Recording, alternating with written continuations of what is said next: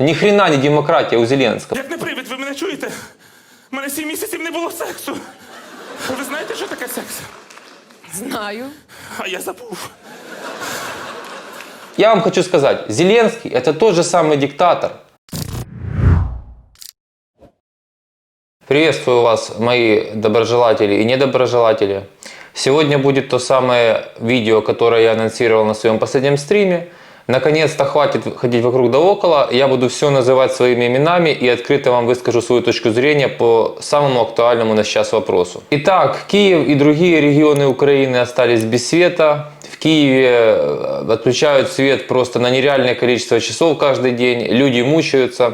И вот Нью-Йорк Таймс выдает статью о том, что власти местные города Киева, Кличко, готовятся эвакуировать 3 миллиона киевлян. Проще говоря, они готовятся к полному блэкауту, то есть, что во всем городе просто-напросто будет отключена электроэнергия. Также вовсю американская пресса обсуждает тот факт, как бы инсайт такой выдал, что в неформальном общении администрация Байдена призывает к переговорам мирным с Россией, вернее, правильно сказать, быть открытым к переговорам и допускать такую возможность Владимиру Зеленскому. Многие, особенно с диванов мягких, сразу же стали возмущаться. Да как? Надо давить до конца. Вот эта вот популярная точка зрения пошла, что нужно забирать обязательно Крым и Донбасс, что нужно возвращаться к границам 91 года и так далее. Я вам хочу высказать свою точку зрения, я ее аргументирую от А и до Я. И попрошу вас все-таки написать свое мнение в комментариях, потому что мы сейчас обсуждаем, возможно, ключевую вещь в этой войне. По порядку. Значит, по поводу блэкаута. Это могло быть все что угодно. Я убежден, что реально такой план есть и реально такая угроза есть. С вероятностью 90% на мой взгляд. По моим источникам стало известно, а потом уже и Зеленский через пару часов это открыто сказал, хотя бы раз честно предупредив людей о том, что готовится массированный обстрел ракетный города Киева. Для чего хотят это делать? Для того, чтобы просто-напросто сделать этот полный блэкаут, и я убежден, для того, чтобы Беларусь начала свое вторжение, для того, чтобы стягивать войска наши вверх, значит, к северу, а в других регионах, где мы сейчас особо нуждаемся в военной силе, было послабление. Короче говоря, это очередной финт от Путина. Так вот, по поводу мнений про Нью-Йорк Таймс и про прессу, про возможный блэкаут, эвакуацию людей.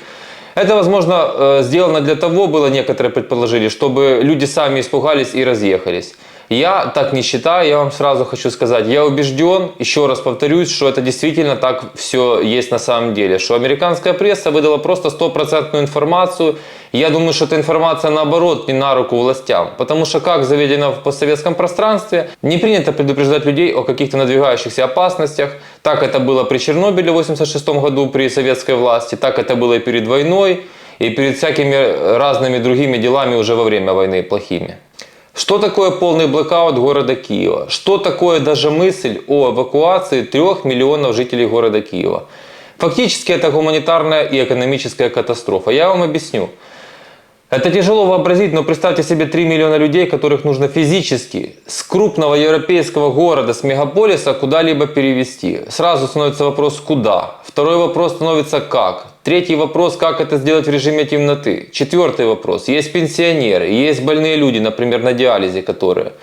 Есть мамочки, которым рожать, которые только что родили. Значит, есть люди очень тяжело больные разными другими болезнями. Есть люди лежачие, есть дети, есть домашние животные. Это сложно вообразить. Сторона экономики здесь – это бизнес. Бизнесу конец. После такого реабилитировать бизнес невозможно в городе Киеве. Если будет блэкаут и будет какая-то эвакуация, это 90% бизнеса будет просто уничтожено. Но что мы слышим от верхушки власти? Все по-прежнему. Нам нужны границы 91 года.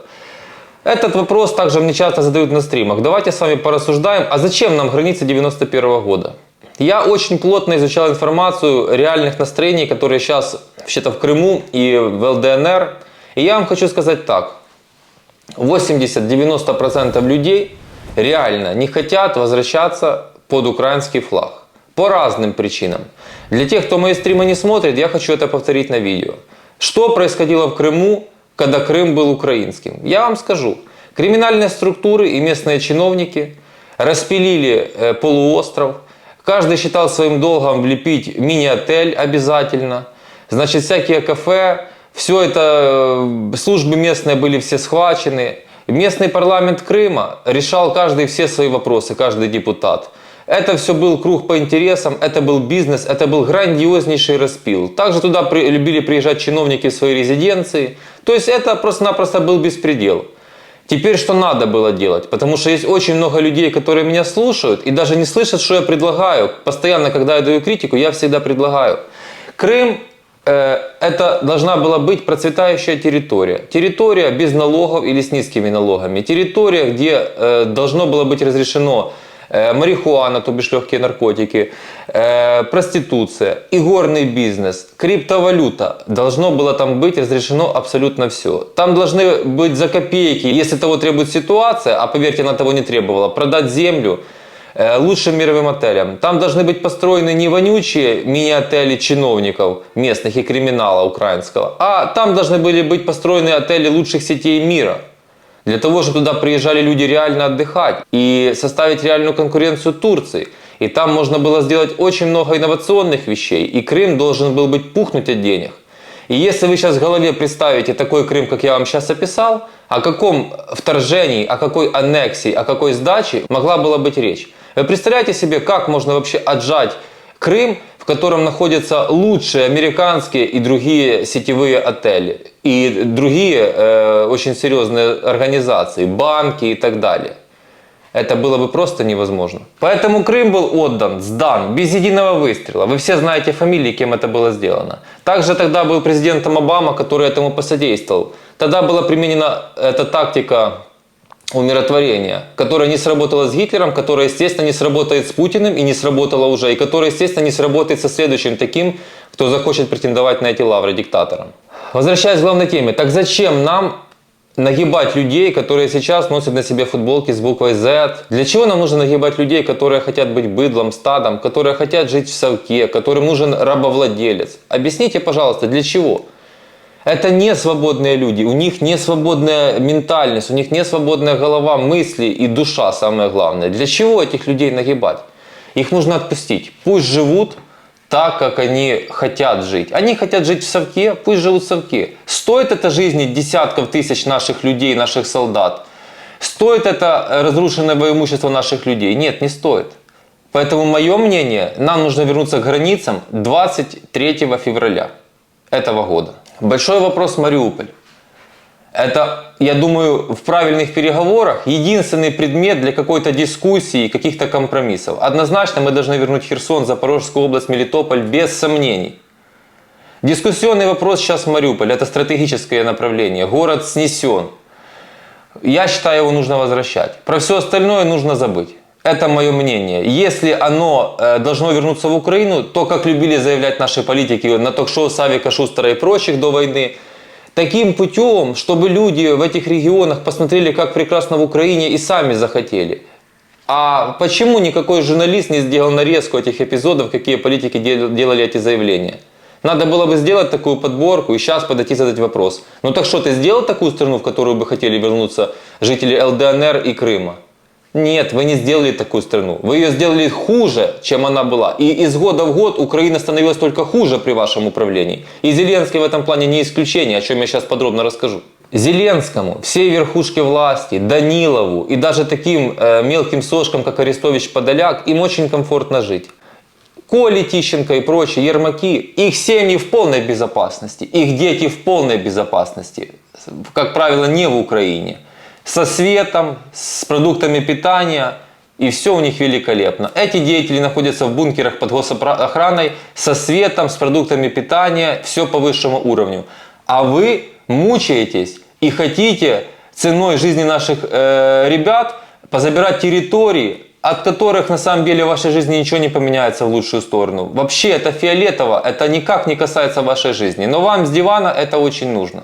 Посмотрите, пожалуйста, 95-й квартал, какое видео выпустил, мне подписчики прислали. Я никогда в своей жизни не смотрел 95-й квартал. Это дегенератский, пошлый, примитивный юмор. Я мог бы смотреть его 5 часов подряд и ни разу даже не улыбнуться. Вот такое там, а я человек с серьезным чувством юмора, вот такой там уровень юмора. И я хочу вам сейчас показать это видео. Посмотрите, пожалуйста. Як не привід, ви мене чуєте? У мене 7 місяців не було сексу. Ви знаєте, що таке секс? Знаю. А я забув. Я просто не знаю, это так нарезано, что сидят люди в зале. Я просто немного не в теме, я не понимаю, сейчас проходят эти концерты, или это за границей был этот концерт. В общем, неважно. Каким нужно быть идиотом, чтобы сидеть в зале и смеяться? Я всегда в таких случаях хочу спросить, вы над кем смеетесь? Над собой? Для них это предмет юмора, а у 95-го квартала все замечательно, у их семей все замечательно, а вы будете сидеть без света и уже сидите без света. Понимаете? Семьи распадаются, у людей распадаются семьи. С детьми непонятно что, дети не видят своих отцов, это кошмар все, что происходит. Отцы, то есть мужчины не могут работать в Украине. У людей полностью разрушена жизнь, а они над этим шутят? Эти идиоты над этим шутят? Вы считаете, это нормально, это справедливо? 95-й квартал должен получить от людей волчий билет. Их как структуры де-факто не должно больше существовать. Вы не можете смотреть этот дегенеративный юмор, который вас обсмеивает. Вы не можете смотреть это, вы не можете ходить в зал, платить деньги, вы не можете дать возможность зарабатывать этим людям на свои глупости, если у вас хотя бы есть остатки в головы и какого-то самоуважения. Происходят страшные вещи, они позволяют себе шутить. Напишите, что вы думаете по этому поводу. Вас это не задевает? Возвращаясь к делам глобальным, международным, Зеленский может воевать хоть 10 лет. При военном положении ему не надо проводить выборы. Он находится в бункере. Они приспособились, у них все хорошо. У вас все нехорошо, у нас нехорошо. Вы понимаете, реально мучаются и страдают люди. Сейчас в Америке промежуточные выборы. Илон Маск опубликовал твит, где призвал голосовать за республиканскую партию. Я тоже приверженец республиканской партии. Я за Трампа. И тут Зеленский выпускает видео, где подтверждается, что это не фейк, как поспешили уже рассказать курируемые спецслужбами телеграм-каналы и другие СМИ, что это все вброс, что это там чуть ли не российское давление, пророссийские статьи выпускаются, что эти средства массовой информации в Америке какие-то не такие, купленные, что Байден не подталкивает Зеленского к переговорам. Вот посмотрите, вы, наверное, видели это видео, где Зеленский никогда не поднимал эту тему, а тут вдруг он упомянул о том, что готов к переговорам и на каких условиях. Справжніх переговорів про мир. До таких переговорів, які ми неодноразово пропонували, і на які завжди отримували божевільні російські відповіді новими терактами, обстрілами чи шантажем. Ще раз, відновлення територіальної цілісності, повага до статуту ООН, відшкодування усіх збитків, завданих війною, покарання кожного воєнного злочинця і гарантії, що це не повториться. Це абсолютно зрозумілі умови. Переговоры должны состояться. Мне это неприятно, вам это неприятно. Путин, у меня нет слова, чтобы подобрать, кто он такой. Вот многие говорят, не нужны переговоры, потому что они наберутся сил за 2 года, нападут опять. А у меня вопрос, а мы что будем делать эти 2 года? Вы как-то не учитываете? Вы собираетесь стоять на месте? Тогда в чем смысл этого всего? Если вы боитесь дать им время на передышку, то есть, значит, вы заведомо планируете заниматься всем тем, чем занимались до войны. И, кстати, занимаетесь во время войны, что подтверждают уже даже те коррупционные скандалы, которые были опубликованы. Те, о которых я вам миллион раз рассказывал. Я киевлянин, я 10 лет последних занимался бизнесом в Киеве. Я прекрасно знаю, чем живут Ермаки и Ко, Летищенко и прочие. Они занимаются. Посмотрите, что позволяет себе Арахамия. Посмотрите, что позволяет себе Арахамия. Президент ничего в упор не видит. Он не видит этого очень важного парня. Я публиковал случай, как вот люди, специалисты по дронам, хотели разрабатывать дроны для войны. Арахамия начал угрожать этому человеку. Каких-то уголовников за ними послал следить. Этот человек обратился в СБУ, там, во все службы, ему везде отказали. Ему угрожали. Арахамия там подтвердил 10 только компаний, вы понимаете, да, каким образом, которые могут производить дроны. Это вот так вы хотите воевать и забирать Крым и все остальное? С Арахамией? Теперь произошла национализация. Там Укрнафта, Богуслаева. Богуслаев предатель, понятно. Забрали предприятие Коломойского, забрали деньги у Коломойского. А Рената Леонидовича никто не трогает. Но электроэнергия – это ДТЭК. Это компания Рената Леонидовича. Так скажите, пожалуйста, как так может быть? Я вообще против национализации. То есть, я вам хочу сказать, Зеленский это тот же самый диктатор.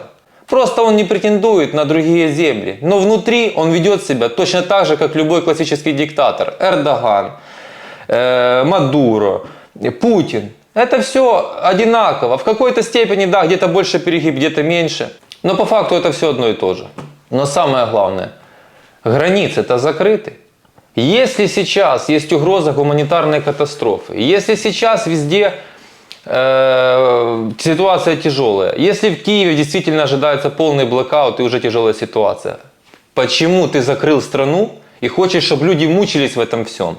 Сейчас придут холода, естественно, Путин будет обстреливать дальше, для того, чтобы еще и в холоде все сидели, а потом уже и в голоде. Для чего так издеваться над людьми? Если ситуация действительно такая тяжелая, нужно отпустить людей, хотя бы пересидеть зиму за границей, такие тяжелые времена. Есть миллион вариантов, как это оформить юридически, как это технически все продумать. Более того, друзья, я должен перед вами извиниться, я вас несколько дезинформировал на последнем стриме. Да, и перед этим пару раз я упоминал, значит, такую фразу. Я говорил, что Америка финансирует Украину как оплот демократии в этом регионе. Ни хрена не демократия.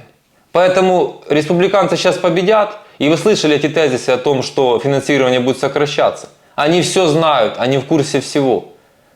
Поэтому вопросы не к республиканцам, а вопросы внутри задавайте, что происходит внутри и почему к нам так относятся.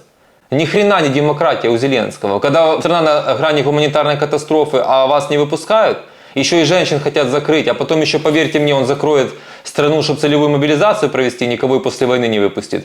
Это не демократия. А значит, смысл США это все финансировать.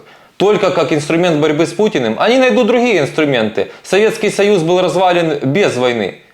Советский Союз был развален экономически. Они могут применить все то же самое и в этой ситуации. Они не будут спасать нас. Мы должны спасти сами себя. Нужно с этим заканчивать.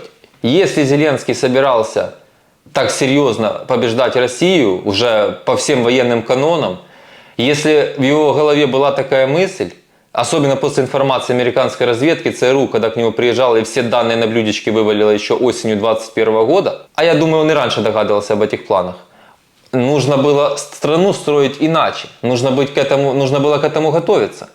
А теперь, когда ситуация катастрофическая, мы начинаем ставить задачи, которые просто невыполнимы. Мы все с вами одинаково ненавидим Путина, но мы не можем ставить невыполнимые задачи.